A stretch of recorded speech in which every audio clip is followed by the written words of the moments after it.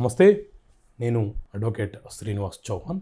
మిత్రులారా, మన నిత్య జీవితంలో ప్రతి చర్య కూడా చట్టాలకి అవినాభావ సంబంధం కలిగి ఉంటుంది. కాబట్టి చట్టాల మీద అవగాహన పెంచుకోవడం ఎంతో అవసరం.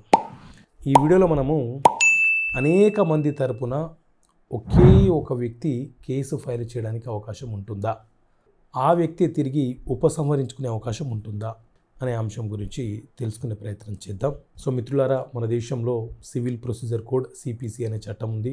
ఈ సిపిసి అనే చట్టం ఏం చెప్తుంది అని అంటే, ఏదైనా ఒక సివిల్ వివాదానికి సంబంధించిన అంశాన్ని న్యాయస్థానం ఎలా విచారణ చేసి తీర్పులను ఇవ్వాలో చెప్పే చట్టమే ఈ సివిల్ ప్రొసీజర్ కోడ్ సిపిసి అనే చట్టం. ఈ సిపిసిలో మనకు 158 సెక్షన్స్ ఉంటాయి, అలాగే 51 ఆర్డర్స్ ఉంటాయి. ఈ 51 ఆర్డర్లలోని ప్రతి ఆర్డర్ కూడా కొన్ని రూల్స్ని కూడా కలిగి ఉంటుంది. అయితే ఆర్డర్ 1 రూల్ 8 ప్రకారంగా అనేక మంది తరపున ఒక వ్యక్తి ఒక దావాని, ఒక కేసుని ఫైల్ చేయవచ్చు. అయితే ఆ కేసు, ఆ దావా అనేది సమష్టి ప్రయోజనం కోసం దాఖలు చేశారు.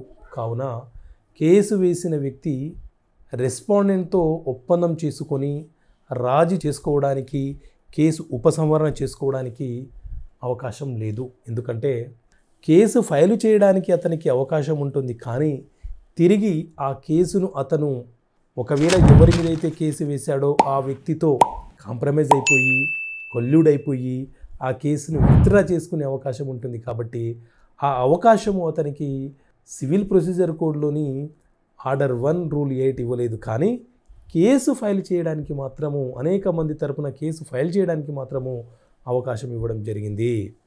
సో లాలుచిపడి సమిష్టి ప్రయోజనం కోసం వేసిన కేసును దెబ్బతీసే కాన్స్పిరసీ, కుట్ర బిహైండ్ ఆఫ్ ద పార్టీస్ ఉందని కోర్టు భావిస్తే అతను విత్డ్రా చేసుకోవడానికి అవకాశం ఉండదు.